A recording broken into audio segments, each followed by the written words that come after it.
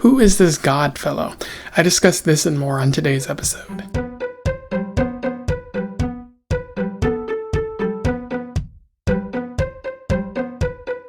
Welcome back to Around the Weird, a booktube channel where I talk about all the unusual and out of the ordinary literature that I found in my travels, and I do have a bit of a doozy one for you today.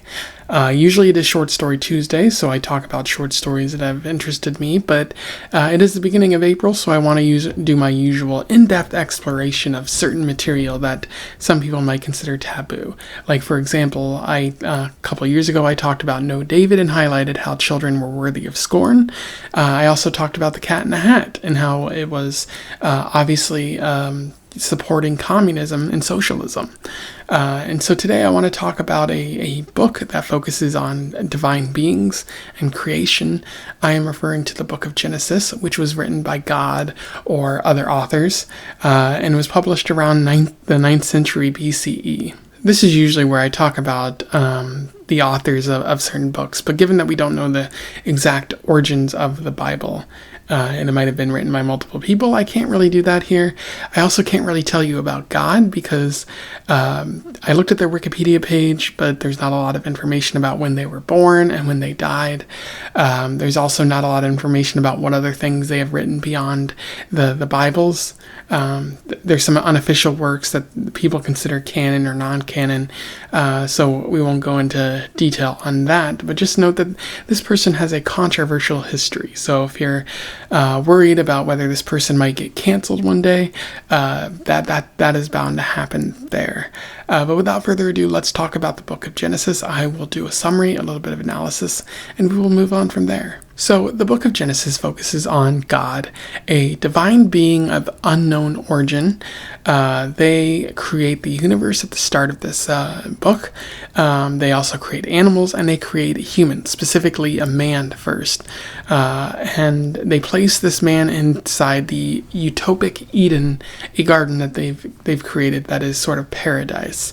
And they tell this man not to eat the fruit that is on a tree growing near the center of the garden. But they do not tell this to the woman that they also create out of the man's rib here, which is unusual.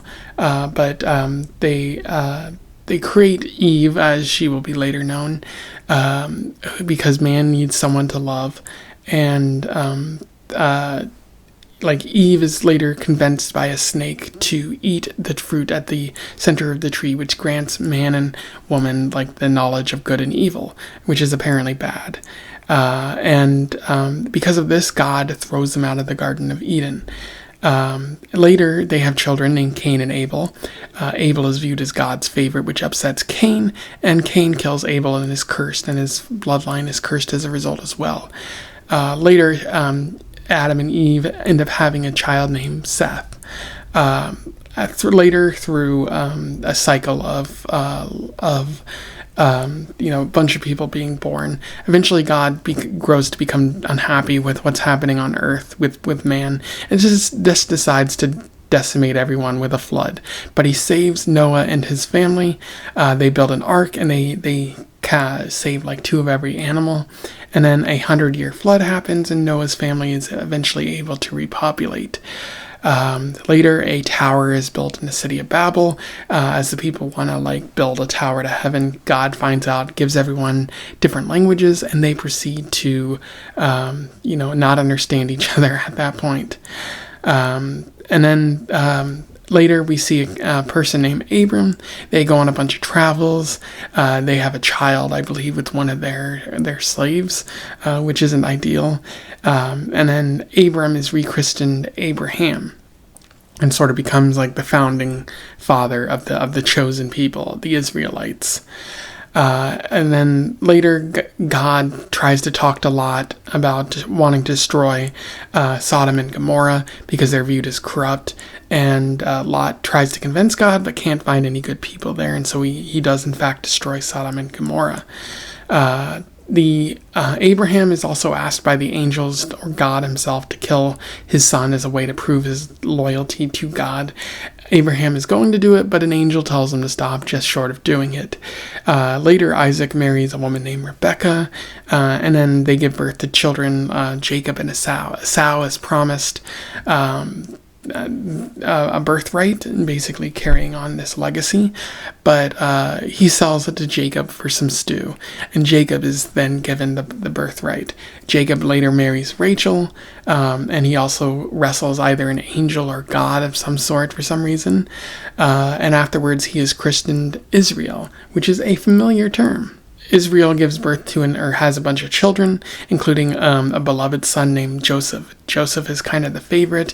This upsets the other sons, and they sell Joseph into slavery.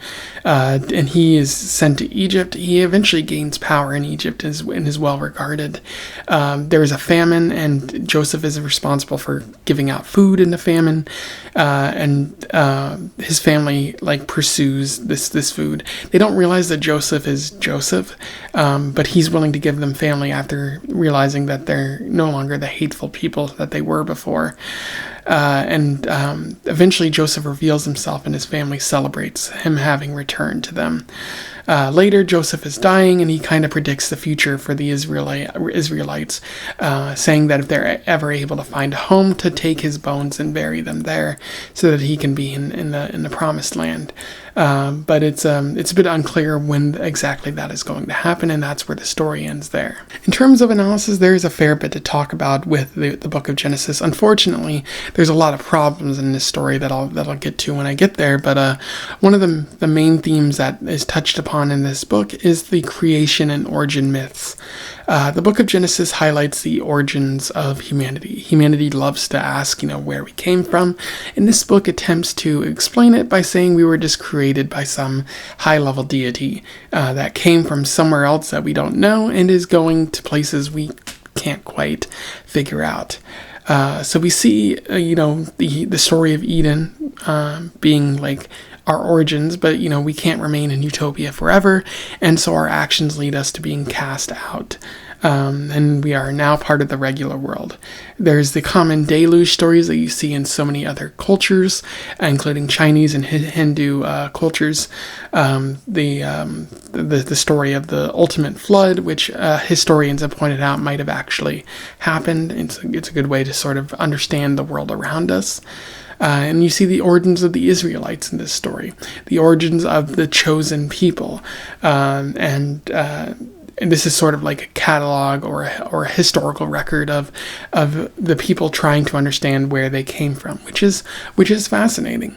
I do think it's also a bit sexist because it shows the sort of birthright being passed down from man to man to man to man, and women have very little actual power in this story.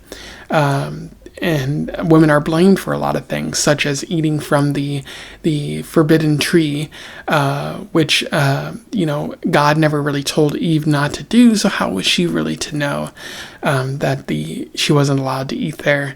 And then other aspects of the story of women being blamed for certain things, that comes up quite a bit. So it leads me to wonder, what problem do the writers have with women?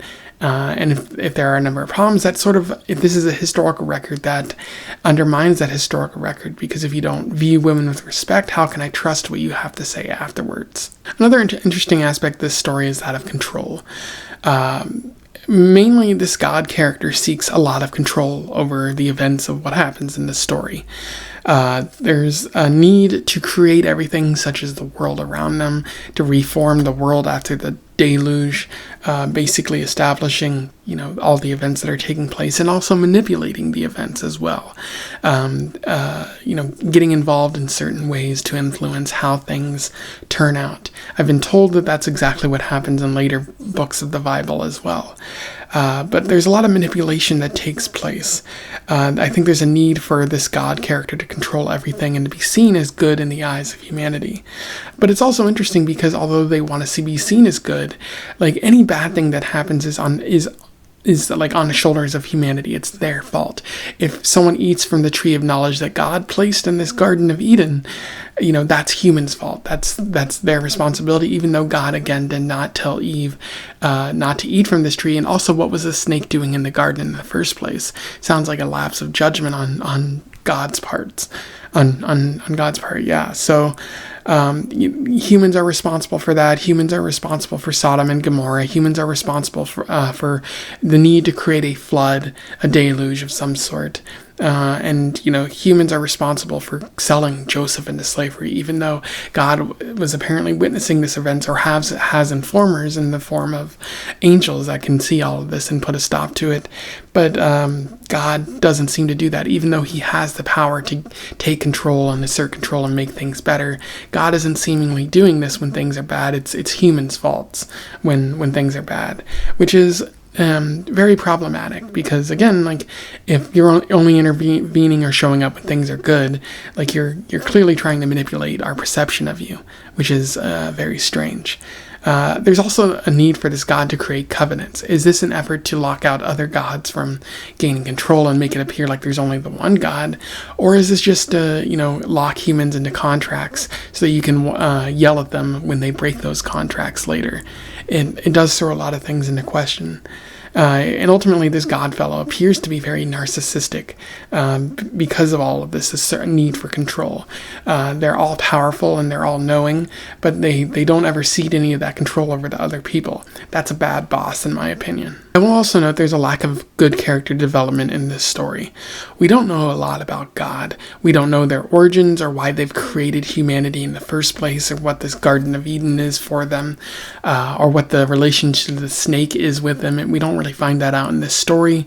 We don't really find out why they get upset and need to create a deluge. We just know that there are a lot of mysterious motivations. A lot of people say God works in mysterious ways, but why does God work in mysterious ways? What could they possibly benefit from being inscrutable?